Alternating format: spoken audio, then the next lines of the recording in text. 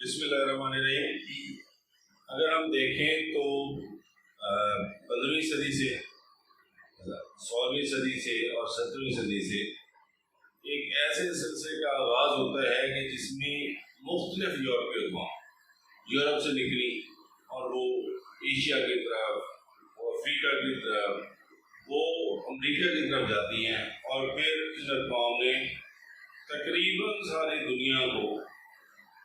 قبضہ کر لیا، اپنا غلام بنا لیا۔ ایشیا میں اگر آپ دیکھیں تو ہندوستان پہ قبضہ ہوا، جو تھا افغانستان کسی حد تک محفوظ رہا، لیکن افغانستان کے اوپر برطانیہ کا اور بڑی طرف سے روس کا جو اثر ہے وہ قائم رہنا ہے۔ اب سچویشن یہ ہے کہ اس پورے علاقے کے اندر، اس ایشیا کے اندر تقریباً ہر قوم غلام بن گئی۔ ایک ملک ایسا تھا جو کہ غلام نہیں بنا، اور وہ ملک تھا جاپان کا۔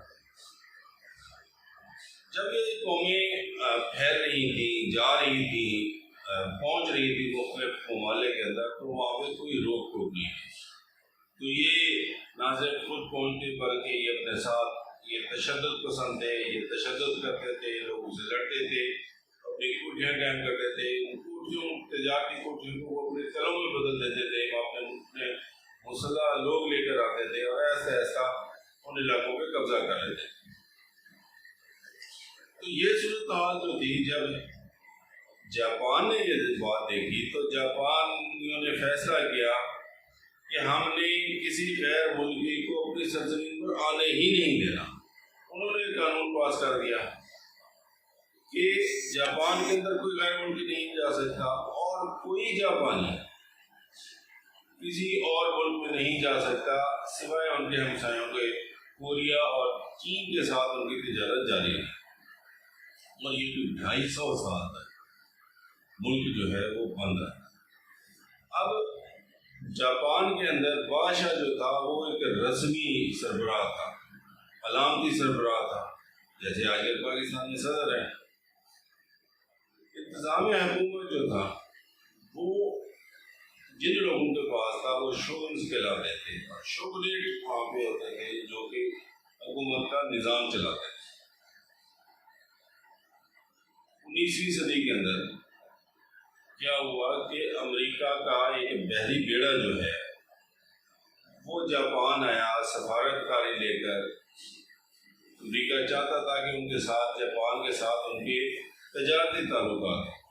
وہ بحری بیڑا وہاں پہ پہنچا، اور یہ بڑے ہی عرصے کے بعد کوئی غیر ملکی بحری بیڑا جاپان کی سرزمین پر پہنچا۔ اور جب جاپانیوں نے اس بحری بیڑے کو دیکھا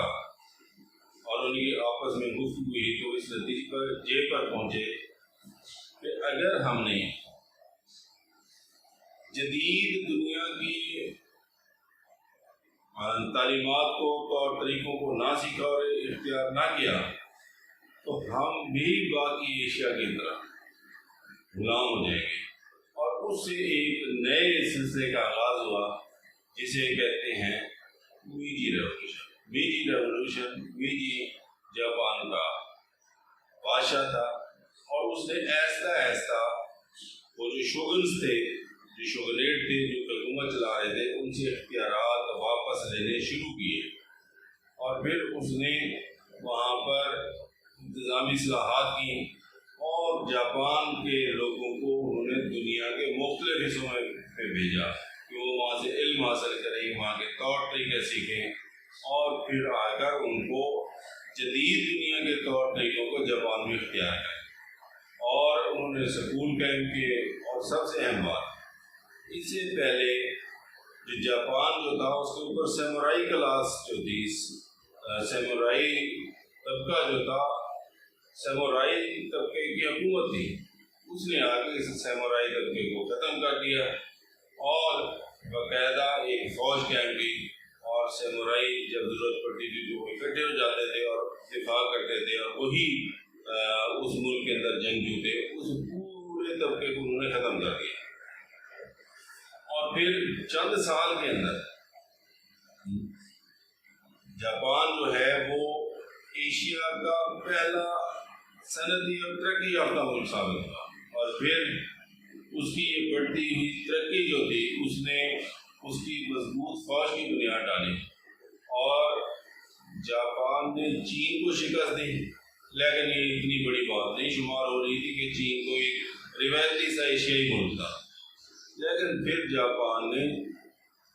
روس کی بحری فوج کو شکست دی اور یہ بہت بڑی بات تھی۔ جاپان وہ پہلا ایشیائی ملک تھا جس نے کسی یورپی ملک کی فوج کو شکست دی۔ تو بیجی ریولوشن کے بعد وہاں پر ایسی اصلاحات لائی گئیں کہ جس کا نتیجہ یہ نکلا کہ جاپان جو ایک زرعی ملک تھا وہ ایک صنعتی ملک کے اندر ایک صنعتی طاقت آخر کار ایک بہت بڑی فوجی طاقت میں تبدیل ہو گیا۔ شکریہ۔